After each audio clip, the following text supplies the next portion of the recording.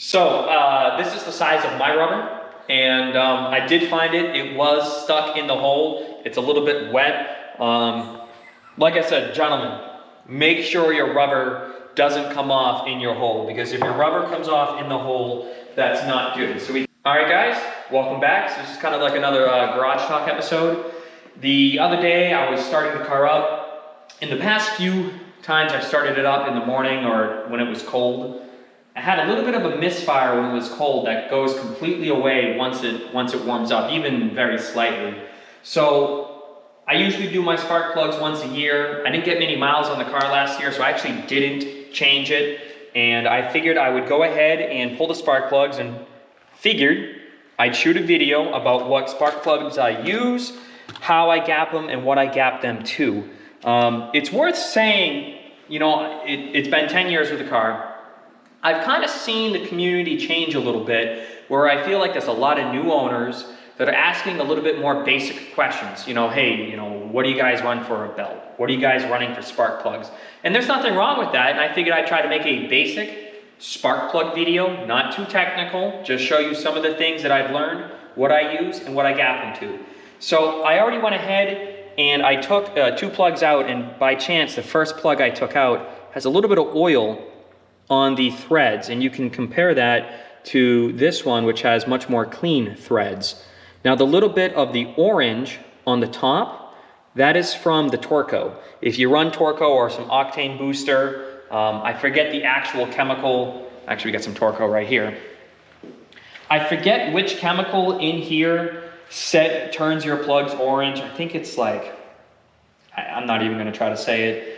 One of these, it turns your plugs orange. I don't think it really impacts them other than that, but it does turn them orange. So the little bit of oil, that could be the spark plug grommet when we took the valve covers off, when we did the cams. If a little bit of oil is seeping in there, that could definitely cause my misfire on start. So I'm glad I found that. So what spark plugs do I use, and which spark plugs do I recommend? Definitely the NGK TR6, part number 4177. These are really cheap. They're a copper plug. You go get these on Amazon. I'll put in a link. You could also go to your local AutoZone. I think they're like $2 each. Maybe they're like $2.30 or something. Amazon 2-day delivery. I will put a link down below. I've run this same plug back when I was making 438 to the wheel, all the way to 931. It's a really great, versatile plug. In terms of what I gap them to, I usually gap them around 24 thousandths, and that's pretty good for a Whipple car. If you're just like a standard Eaton, you'd probably be more in the 28 to 32 thousandths range, and you know, as the boost goes up, the gap goes down.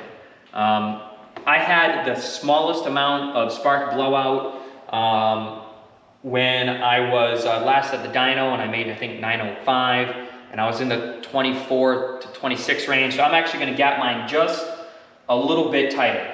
So real quick, how to gap and what we mean by that. So we'll use one of the old spark plugs. There's a couple different gapping tools. You have the coin style that you get for 99 cents at AutoZone, or you have the shim style, okay? And this is an OEM 25023. And again, I'll put links to these if you wanna get these. So people say that this is not as accurate, and they say you're supposed to be able to kind of like push it in like that. I don't know, maybe I'm just not strong enough for that, so I usually give it the good old whack on the table. Now, I learned just the other day, and maybe I can teach somebody this. This hole right here is not just to hang it up on the shelf at AutoZone. Yeah, it's actually meant if you gap it too tight like this. This is probably to like 10 thousandths. It's obviously way too tight. This is actually meant to pry the spark plug up, and it gets the gap bigger. Again, maybe everybody in the world knew that, but I just learned that like a couple weeks ago. So when you get the plugs from NGK, they are not pre-gapped. I think they come in there, they are around, I think like 40, and just want to give it a little tap, and then we got our 26 thousandths, Once we get it a little bit tighter, okay, and this is kind of a tedious process, so you want it just so it can just slide in. So this is probably pretty close to 27. Again, I want to go just a little tighter.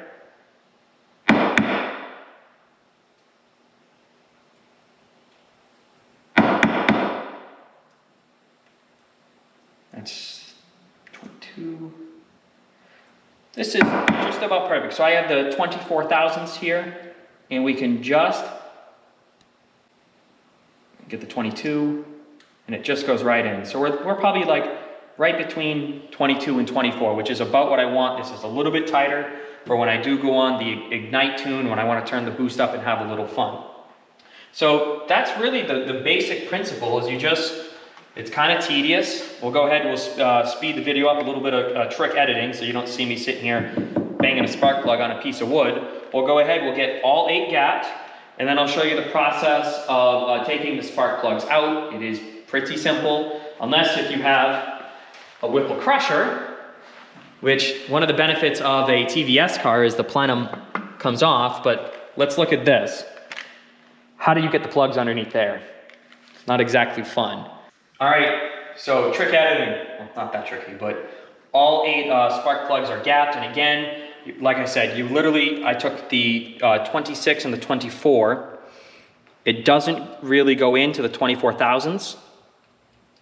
22 slides right in. So we're right between 23, 22 thousandths, which is what I wanted for the higher boost. Now, it's worth mentioning, again, these are copper plugs. They're really cheap. You can get iridium plugs. I think they're called TR6IX. I've actually had the TR7IXs before. I think they're like $9 or $10 a plug compared to like $2.50 a plug or $2 a plug. And with the iridium tip, you got to be much more careful gapping them and you know, testing the gap. Where coppers you can kind of beat up on. So again, you just have your standards. You know, the driver's side is really easy. You take your coil cover off, and in this case, we got the Terminator one. I think it's just 2 10 mils, really easy to come off. I got the 122 gear wrenches. I really like these because they're super, super precise. And it's worth noting that I still have 4 thread heads. Now, a lot of people don't like the 4 thread heads. I think late 03s, early 04s went to the 9 thread heads. Some people with the 4 thread heads have a lot of problems. I really haven't. So I don't know, maybe I just give them that slightest extra torque to make sure they don't, you know, blow out and pop out on me, but knock on wood, I've not had any issues. So it's really pretty simple in here. You take the coil cover off, you take the coil out, and they do bend a little bit, and it kind of makes me nervous every time I do this because I'm like, man, is it gonna break? And then it doesn't. Just kind of throw it on down in here.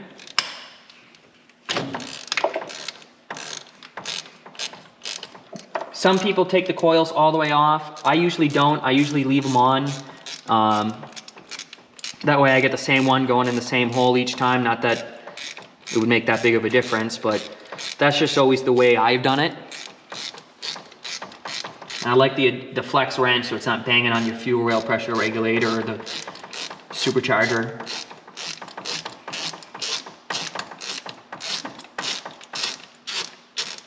Okay, pretty sure that's out. And it just pops out. And again, we don't have any oil on this. Again, the orange is from the Torco, but that's probably just about a bang-on perfect plug. All right, guys, so these are the driver's side spark plugs out. They all look just about identical, other than this one, which does have a little bit of oil on the threads, which again, I will look. And again, you can see that they are all orange, which was to be expected. So I actually looked it up. It is called MMT, which is methylcyclopentadiene manganese I don't know. Okay, MMT, okay? MMT turns your plugs orange. I still been using Torco for 10 years. It works great. Performance dyno, Pete, a performance dyno. he recommended it to me, and I've been running that stuff. It works great, okay? One can, I use a whole can for 10 gallons, and it brings it up to like 102 octane or something like that, and the installation process is really basically the same, it's just in reverse. What I usually do is I take the socket off, the ratchet off, and you just want to carefully drop her in and start the threads by hand. Don't use your, power driver and start cranking them in there. You're gonna break them. You're gonna cross thread them. Now, I know some people might yell at me, you're not using a torque wrench, you're not using a torque wrench. I think it's inch pounds, it's like 12 foot-pounds of torque that you're supposed to torque these to. But I've been doing this the same way for 10 years, and I've not had an issue. I usually get it to about here where it's tight, and I just give it another little, like that. I'm not hammering on it. Again, that's probably slightly over-torqued, but for me, in the four thread heads, it's worked really well. And again, if your socket gets stuck on the plugs like mine just did, you just give it a little wiggle, wiggle, wiggle, and it'll come out. Just like that. So the process is really just like that. You repeat it, you get all four in, put the coils on, put the cover back on. It's really that simple. So we'll finish this side, and we'll get back to the video. Okay, we lost our rubber, which is not good because number one, it doesn't hold a spark plug, and number two, it can break the ceramic. So you do not want to lose your rubber. So I learned two things today. One, that this is meant to make the spark plug gap bigger, but apparently they make magnetic spark plug holders. So again, here you go, got the new one. I would have bought one of these a long time ago had I known about them. So might as well just go ahead and throw this one in on camera. Again, really simple. You just drop it in the hole. This one has an extension on it already, which is actually kind of nice. Tighten it by hand. Some people use anti-seize on their plugs. I don't. Although, I don't know if you're supposed to or not supposed to. I haven't, so I don't. So I just get it to about tight, and then just a little like that. And that actually works really nice. This magnetic one works really nice because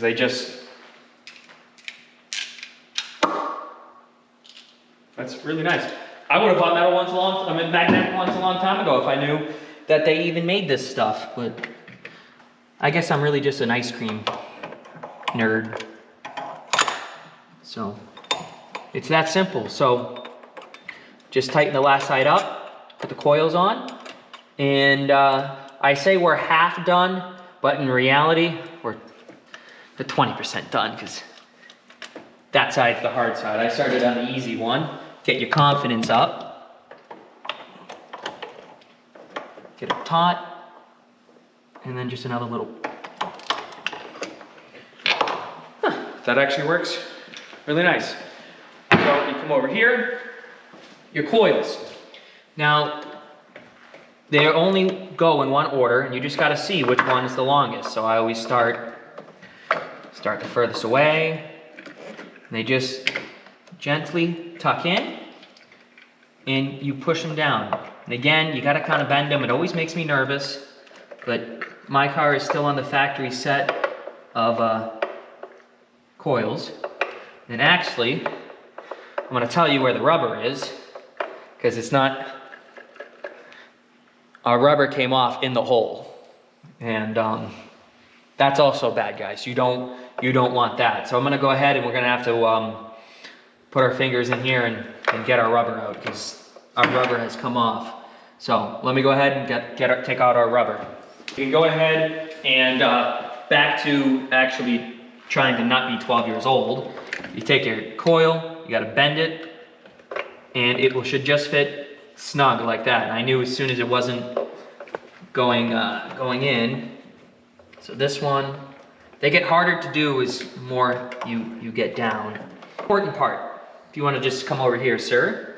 The important part is there's a little Well, we're talking a lot about rubbers. See, there's a rubber here that you want to be right in that spot. People are just going to comment I scratched my car, which I did. You want to make sure...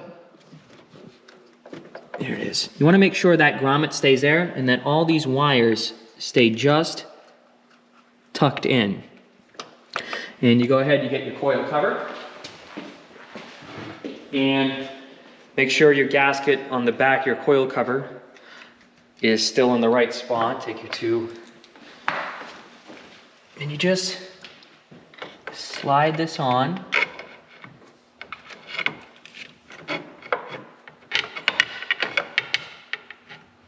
Okay, and oh, it's hitting my fuel.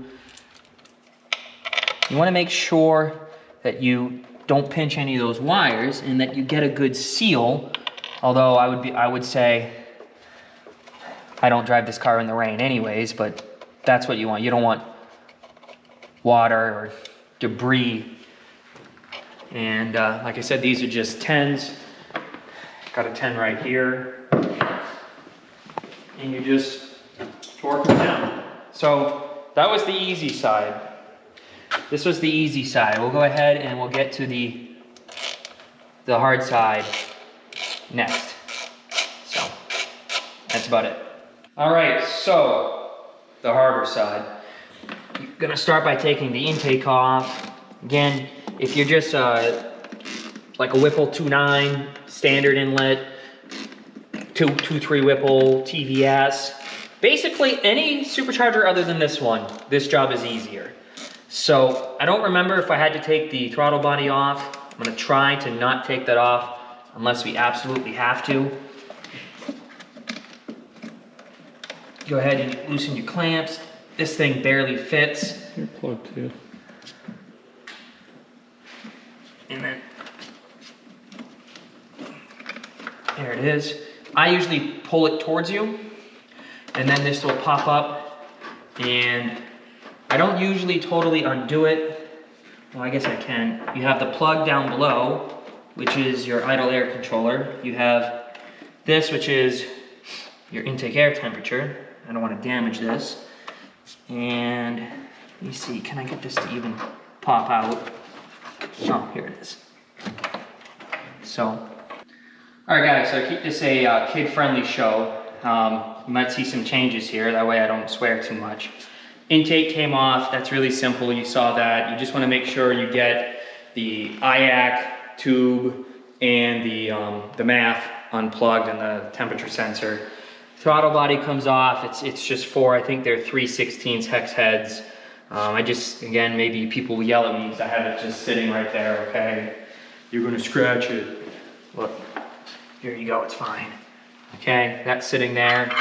And you can see, first 2.5 plugs are pretty simple. And again, there's some oil on this because I have my breather here. The back one's gonna be complicated because the IAC is gonna be in the way. It's not gonna be fun. I'm hoping I'll change all 8 plugs and not only change 7, but I'm not a quitter. So, just take these out.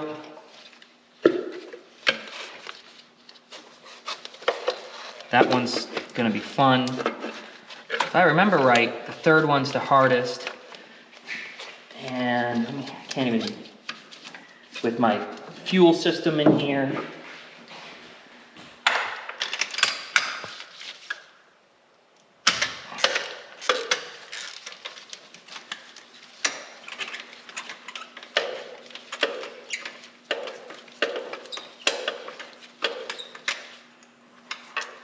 I will say for sure, these magnetic ones work way better than the throttle body gasket. Don't lose that, your car won't run without that.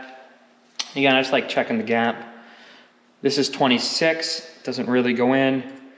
24, it goes in with a little bit of play. So it looks like this plug did not open up, which is good. Pop the new one in. Again, I like to take it off, that way I don't put any pressure on it. And you just put it in the hole, put it where it wants to be. Finger first, wrench second. Put it to on, get it nice and just snug, and then just a little bit. That's it, rinse and repeat.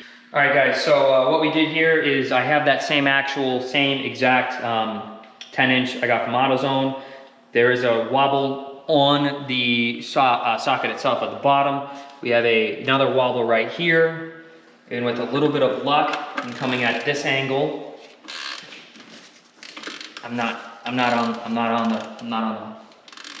It's not in the hole all the way. Oh, there it is.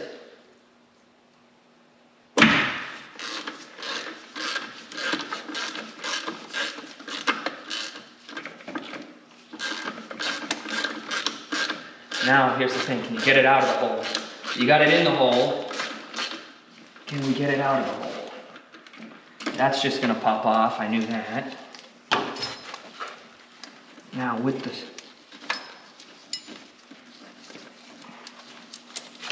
this won't be as much fun, but with a little luck, here it comes. And the million-dollar question is there a spark plug on the end of this? I truly don't know.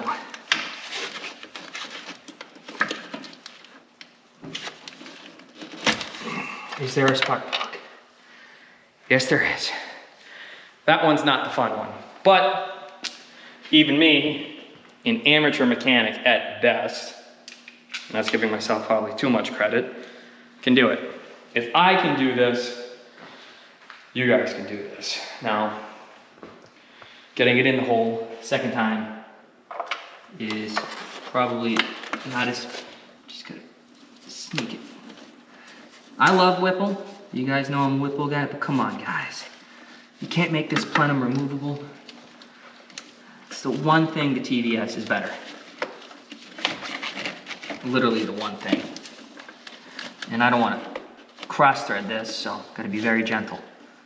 So go ahead and I'll cut back to the video once I get. All right, so this one, the last one, I think it's actually a little bit easier.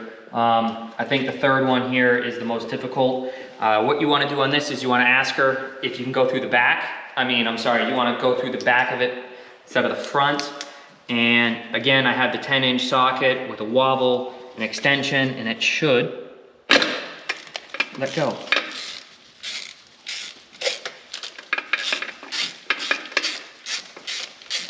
Hopefully. That's the one benefit, is there's less threads on these things. Do I have a spark plug? Magnet, you should. Yep. Perfect. That's about it. We'll go ahead, put the last one in, and then it's reassembling it. But the reassembly is basically the same. It goes the same way back on. So I'll go ahead, get these in, and we'll start the video back up right when I'm probably ready to start it up. Although my neighbors will hate me, but whatever. It's America. All right. So got the coil covers back on.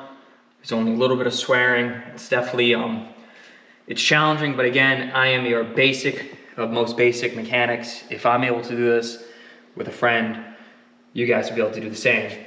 Got the coil cover, like I said, the coil's on, intake's back on, the IAC tube is on the bottom, your MAF, temperature sensor, and then the last thing is just getting this coupler all the way up, which is everything about this Whipple.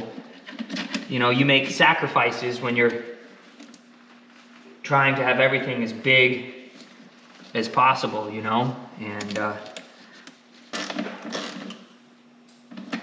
all right. Last piece.